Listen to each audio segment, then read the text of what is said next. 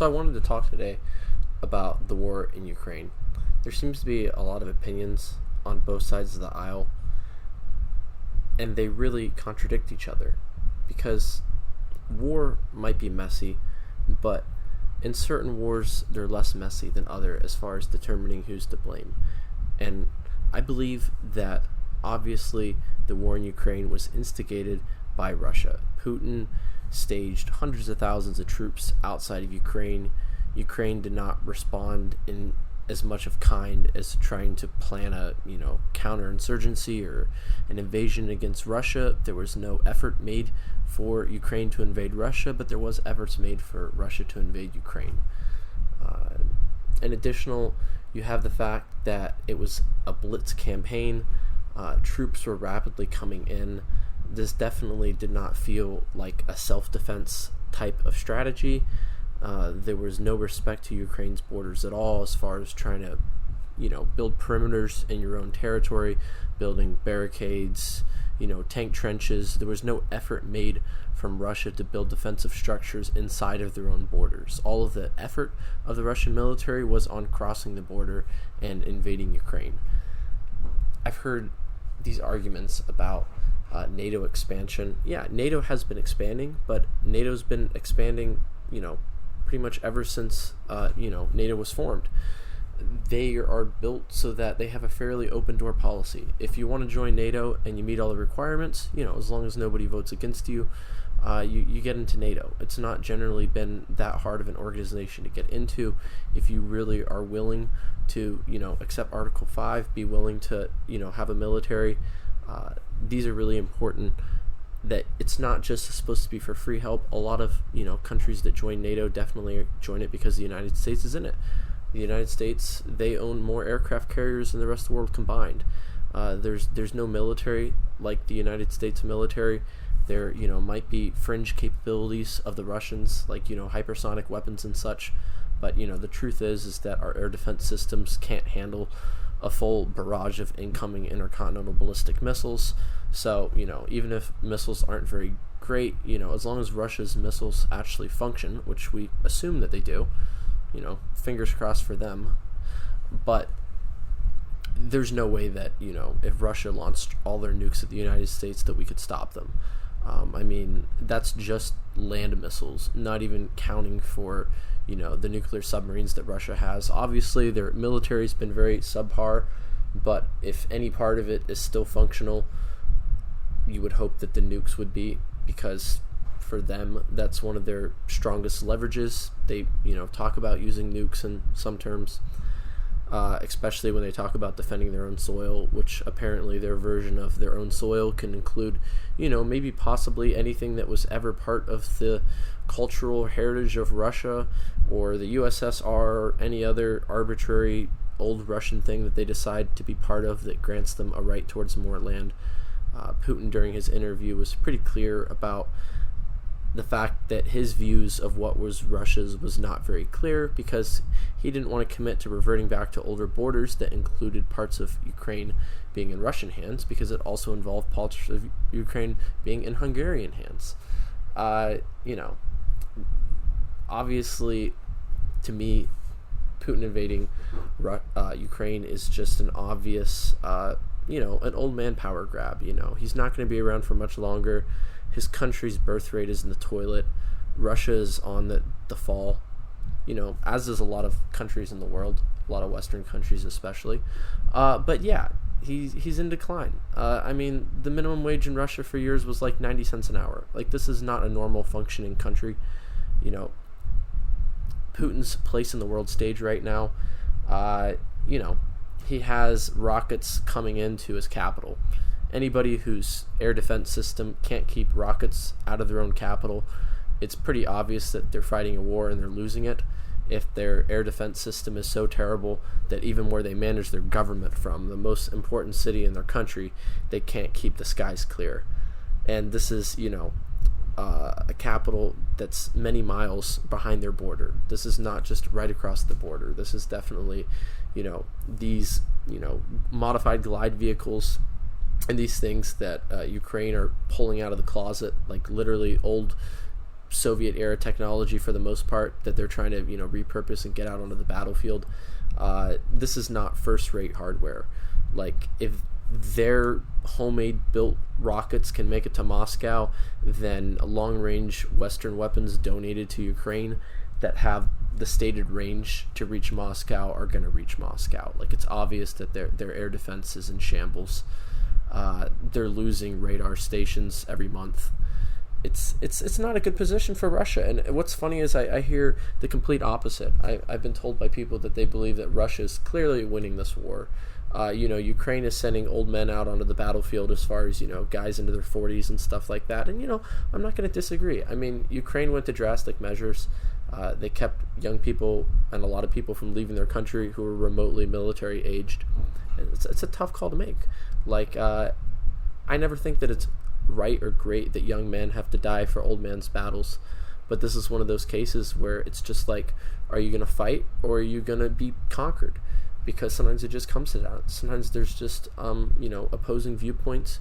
People who believe in, maybe more of a totalitarian style regime, like, Putin has in Russia. Nobody in the Russian government really openly challenges Putin, or, you wind up dead. It's not the type of government that everybody wants to live under, and there's a lot of happy people in Russia. I'm not saying everyone in Russia isn't happy. I'm not saying Russia isn't a great country. I'm not saying it is a great country. I'm just saying it was, maybe a greater country that's been in decline for many a year. But that doesn't mean that some people still don't have fine lives there. But these, geopolitical, these geographical based reasons for invading Ukraine, like, on one hand, it's like, sure, you're going to be, easier to defend your country if you can control certain geographic choke points. And, Ukraine has, geography-based benefits to protect Russia.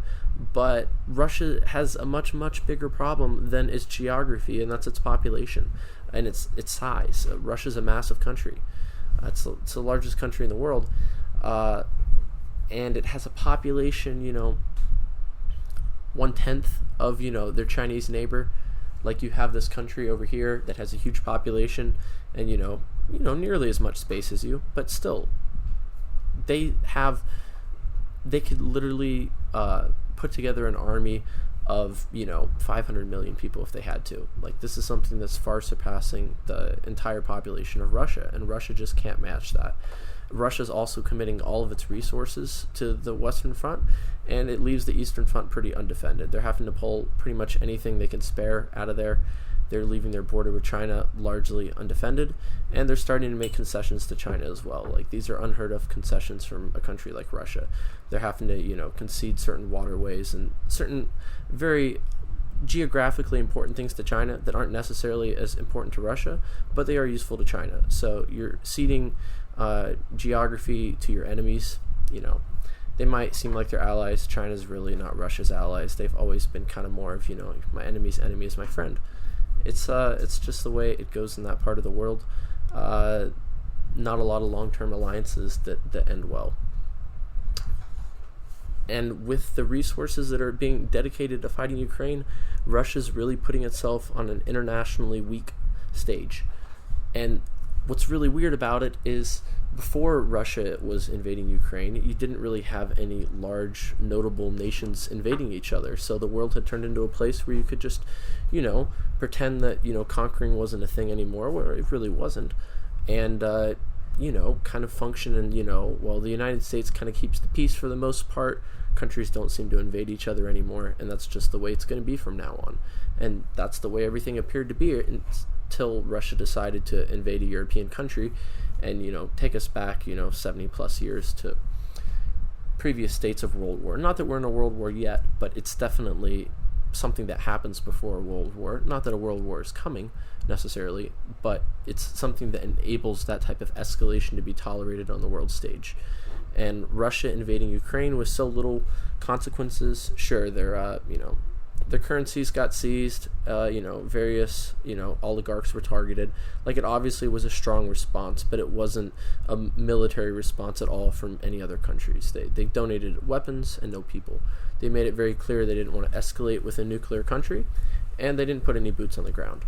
So it makes it pretty clear now on the world stage that if a country wants to invade another country, as long as A, that country isn't a member of NATO, and B, that country doesn't have nuclear capabilities, then it's pretty much just a free-for-all. So you have countries scrambling to get into NATO, especially countries that aren't nuclear powers. There's very few of them, but when you're not a nuclear power and a country with nuclear powers wants to invade you, it puts you in a very awkward situation, because it's like, well, we can just start taking out your cities one by one until you concede. And there's no defense from that. Like, these countries that aren't nuclear powers don't really usually have the best anti-aircraft systems available to be able to repel nuclear attacks if they're being sent at them. So they're pretty much, completely at the mercy of these countries. And sure, managing, conquering of people who don't like you is a very expensive, difficult thing to do long term. But if there's a good enough reason to do it, now it can be done. Like, China has a very, vested interest in invading Taiwan, because, Taiwan are the people who still call themselves China. Like, they don't like the imposter thing, which, Taiwan's a difficult thing. Sure, they were the, more democratic version of China, and they got kicked out. And why I do respect that they have some authority over the Chinese people, even if it's just a small historical precedence, them calling themselves China is just not really accurate today. I mean, you haven't been in control of the people in that many years. To say that you still are the government of these people who you have nothing to do with, you don't collect taxes on them, you don't provide safety for them. The people who do collect taxes and do provide safety don't recognize you. So for you to say that you're that country, it seems a bit disgenuine. If the Chinese people decide that they want more freedoms, then hopefully they'll be able to acquire their dreams, in the future. But this new world stage of countries being able to invade countries, it just changes the geopolitics of it, and it definitely puts it at the point where Taiwan, among a few other countries, definitely put themselves more at risk of being invaded. There's various conflicts all over the world, countries that would like to gain, a little bit of ground. But what's really ironic is the countries that seem the most desperate to gain a little ground seem like some of the weakest and the most unstable. You have Venezuela wanting to take over portions of neighboring countries, and they're a failed government, essentially. They're very close to a failed state in the sense that, people broke into zoos to steal animals to eat. Like, when you're at the point where your zoo animals are getting eaten, you're a failed country. Like, you can say whatever you want about the government, but if people are at that level of poverty and starvation, you're a failed state, for all intents and purposes. Maybe you have more federal government and more federal control than, a country like Haiti or Somalia, sure. But you're a failed state. But, tying this back to Russia and everything is, the people on the different sides of the aisle, they do try to just make it seem like there's an evil person and a good person. And why I said that, Russia didn't have the right to invade at this time if they've allowed those interests to essentially expire. Like, if it was under their control and it immediately broke apart, and especially if it had to do with foreign influences and really wasn't the will of the people there, then that's one thing. And also I understand that there's more pro-Russian parts of Ukraine, and there's probably some people in Ukraine who would want to be part of Russia, and there's probably some people in Russia who would like to be part of Ukraine. Like, ethnic lines and, exact geographic lines that we have today, they're complicated, but at the same time, they're either internationally recognized or they're not. And Ukraine had internationally recognized borders. I mean, Ukraine was a place where foreigners thought that they were safe to come in and buy condos because, it was a cheap way to get into Europe, and it was safe. Like, sure, there was the, Crimea incident earlier, but there wasn't really like a full-scale war. There wasn't like, a ton of civilian bombings. It was a lot different, a lot quicker. Ukraine didn't put up a very good resistance, so it got to happen more peacefully. But now you have what appears to be a free democratic society, Ukraine, being invaded by what appears to be a totalitarian regime. Defining Russia's exact political status is a little bit tricky. Sure, they're officially a democracy, but there's about as much evidence of voter fraud in Russia as there is in the United States, unfortunately. Not great to say, in either case. But then also Russia's tricky because Putin does have a lot of support among locals. So does he even need election fraud? I think it's not as much of election fraud as it is election coercion. People who run against Putin just aren't tolerated very much in society. They end up dead or missing or imprisoned. So it's kind of the filtering is done before a lot of the elections as well, and people are decently happy with the president, and as long as they can still get their vodka, everything seems to be all right. But it's thrown the whole world into a state of higher tensions. It's kind of rekindled an older version of the Earth. And here's where we get to a more meaningful conversation. Here's where we get to, what if invading other countries is good? And it's a really complicated question. You have to think about a few aspects of this. You have a country being invaded, and it's basically reverting to... And here's where you really get to the heart of a deeper issue, which is countries being invaded good? And it's complicated because, from a modern democratic point of view, anytime any country tries to attack another country, it's just inherently bad. But then you have to think about it throughout history. Say we had the Romans conquering other countries. These countries, they had their own independent governments. Sure, a lot of them might have been monarchies at the time, but let's just assume that they were democracies, but let's say they were less developed democracies, or let's say they were corrupt democracies, whatever. So you have this one entity that's growing, and kind of the question is how are they growing? Why are they growing? If they're inherently evil, well then how do they get the people to commit the evil things? Like, what society mechanisms do they have that will create people with fanatical loyalty that will go out and fight, die, and have enough fanaticism and scariness to really be effective at fighting war, not just guns and bullets, but psychological warfare as well? Because the more people you can make surrender, the fewer people you have to kill, and that's good for both you because you have fewer casualties, and it's good for them in the sense that not as many people are getting killed. So you had some ancient societies, let's talk about say the Assyrians, and they were known for being extremely brutal, extremely bloody. If you revolt against us, we're gonna take all your children into slavery and murder off all your boys and burn your city and just, pretty much as bad as you can get, we're going to really, really fuck you up if you try to decide to revolt against us. And in one sense, it's like, okay, well, that's horrible. They're murdering innocent people. They're practically committing genocide or are committing genocide. It's bad, right?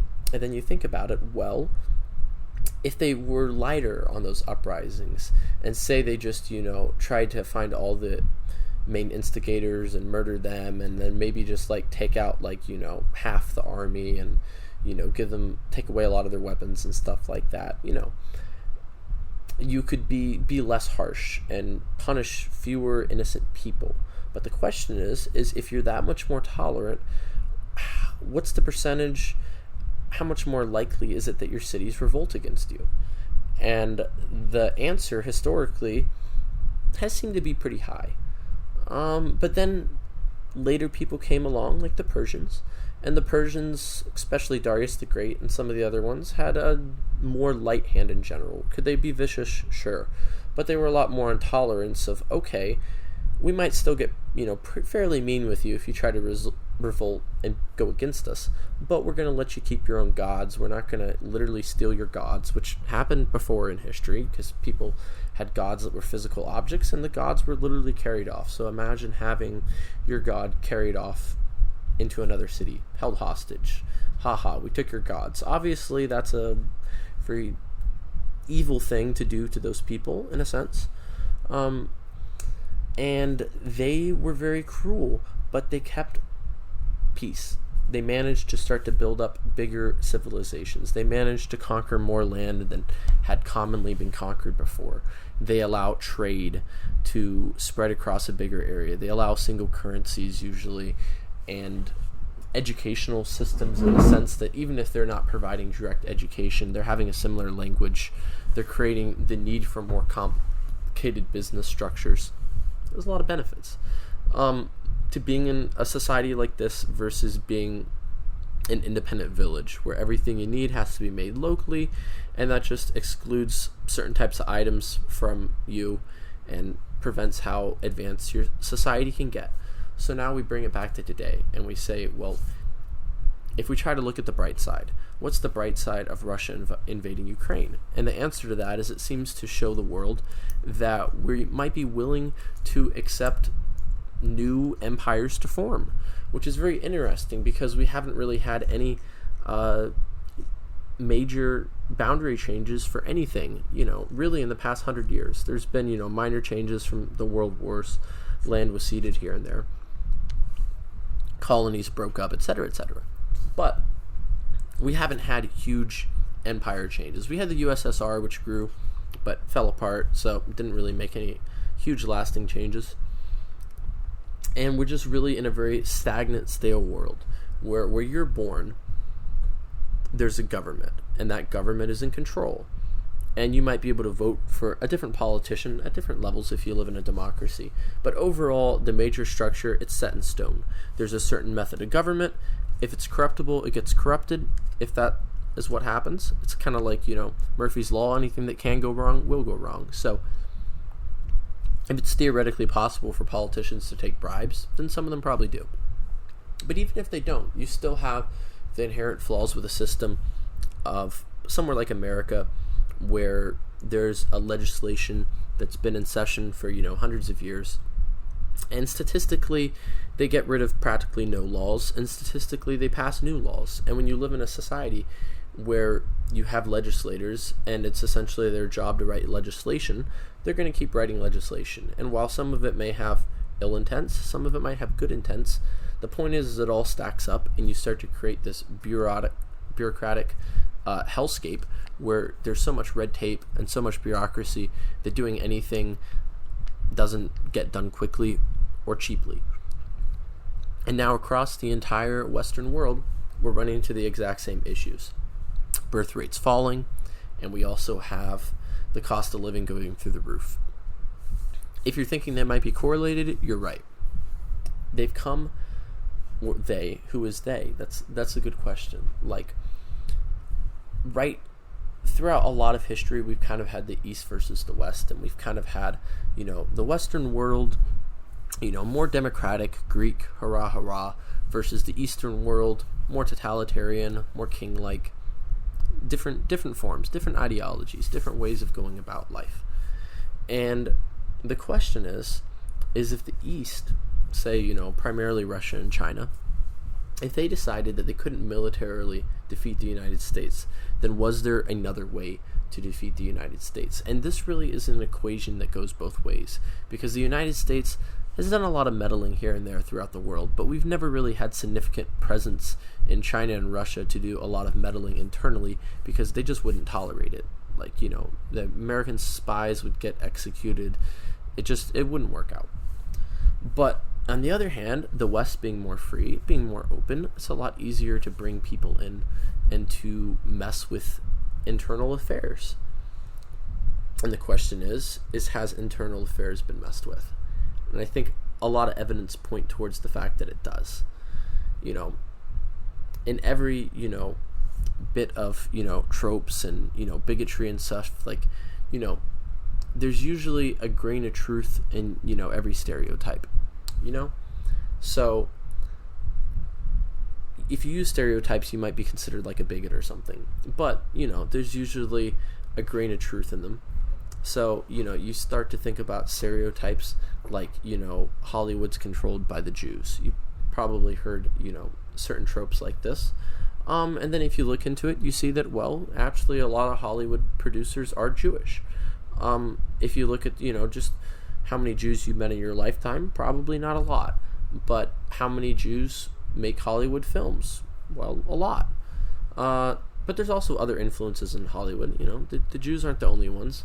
But there definitely seems to be the media, which tends to be very left, has been more embracive of communism than the right. They like to call the right, Nazis. They like to, try to always say that the Nazis were far right.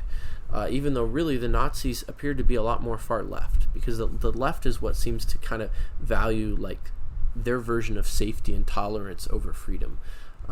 Historically, the left, even in America, seems happy to silence the speech of the right if the right disagrees with any of their viewpoints. Like, it's basically like the right has tons of freedom of speech, and they have tons of freedom of speech, and they like to think that they believe in everything, but they also believe in, protecting people and not letting, hateful things be said against their people and their protected classes and such.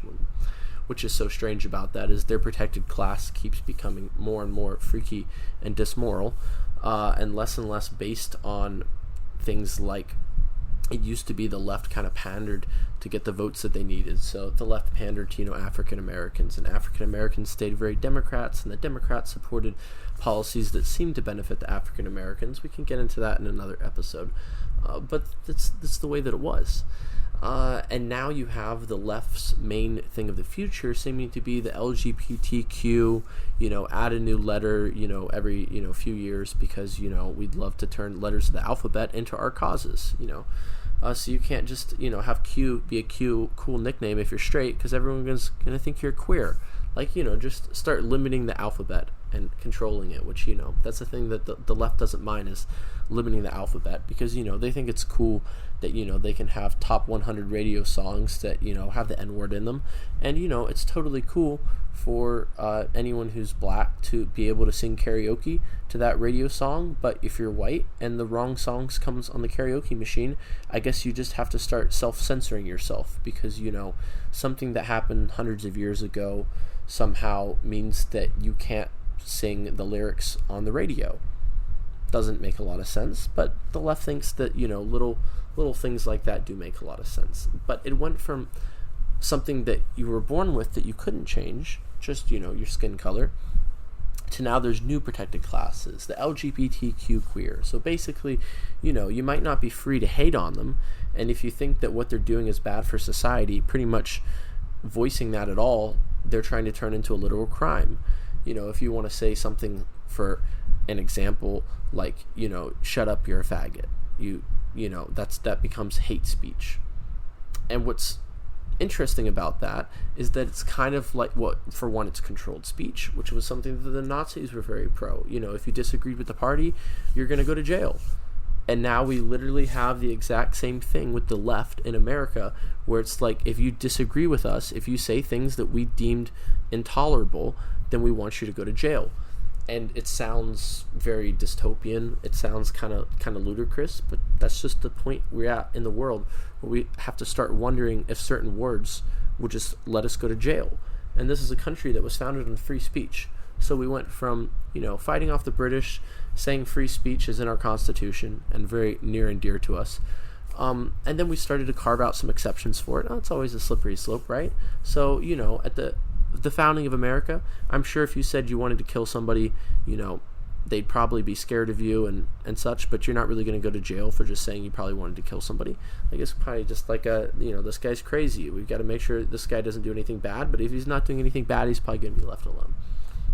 So, that's just like kind of one of the first major exceptions to free speech that a lot of people seem to support. And then it just gets broadened, and maybe now you can copyright a phrase like three-peat, and if you say three-peat without paying somebody some money, they're going to try to sue you, and just making words that you can't say. And we're at the point now where it's like the left and their system can arbitrarily add a word and say that it's hateful, and you could post that on your Facebook, perhaps even with no context. Like, if you just post faggot on your Facebook post, nothing else, no context, not targeting a person, not mentioning anyone, can be considered hate speech? I'm sure that there's probably some court that would say if you had previously been messaging somebody else and then you posted faggot on your post on your timeline, and that they visit your timeline, then we're going to construe this as a hate speech against this person. Is it far-fetched? Sure. Would, a queer trial jury go for it? Yeah, probably. And probably even a lot of people who weren't queer might still just, feel protectionist enough, and, we don't want them to feel upset, so maybe we'll just side with them. It's a slippery slope. And this kind of seems like a crazy thing, because even in Russia, what's crazy is it's like, Russia's considered this, totalitarian place, right? So they're a place where, you don't criticize the government or you go missing. So that, to us in the West, sounds very dystopian. It sounds very like they have no speech. They have no freedom of speech over there. But they can actually say the things that they want to say, because what if you like Putin, you're a Russian citizen, you can say whatever you want on the internet, because the only thing that the state of Russia doesn't want you to say on the internet is basically attacking the state, saying that there's something wrong with their form of government, saying that there's something wrong with their politicians. If you think that the government's fine, if you think the politician's fine, you can talk about any other subject. You can call people faggots, you can do whatever you want, you're going to be left alone. But in America, we have this form where, sure, you can say hateful things against the government, you can't call to overthrow it, that's considered illegal. But pretty much anything short of that, you can say bad things about the government. You can say the government's bad. You seem to be able to say you don't like democracy because, we have people running for president who, like Bernie Sanders, who are pretty much like were open communists and aren't now, are pretty close to it. So, not liking democracy is okay. You can say that you like communism, which historically hasn't supported a lot of freedom when it's been implemented, but you can say that, but you can't say that you shouldn't have a transgender teacher for your kids. Like it's ludicrous. It's like they can, the left and their agendas can come to try to destroy this country, and at any turn of you trying to criticize them, they put you in jail. It's insane. Like, if you try to criticize what they're doing, they can just try to criticize, tag it as hate speech, by trying to slow down their agendas and the evil that they really are putting into the world. And it's a shame, but we get back into this thing. Russia attacking Ukraine, changing the world stage. Just because Russia might fail at attacking Ukraine, and just because China might fail at invading Taiwan if they try it, I still think that there's this new mentality on the block that people say they can be, in charge of government. There's not a lot of, individual people in charge of governments. You have North Korea, you have, a few monarchs out there left, but so interesting, something new that we have that we've not had before. And this thing that we have is the tolerance of a country invading another country. And pretty much the worst thing that seems to happen is you get, some sanctions against you, and you get them donating weapons to your opponents. And if you're okay with that, if you're willing to take that, or if you just take the country so fast that the help never comes, we're in this new world where it's obvious that this is something that you can do. We have the precedent for it.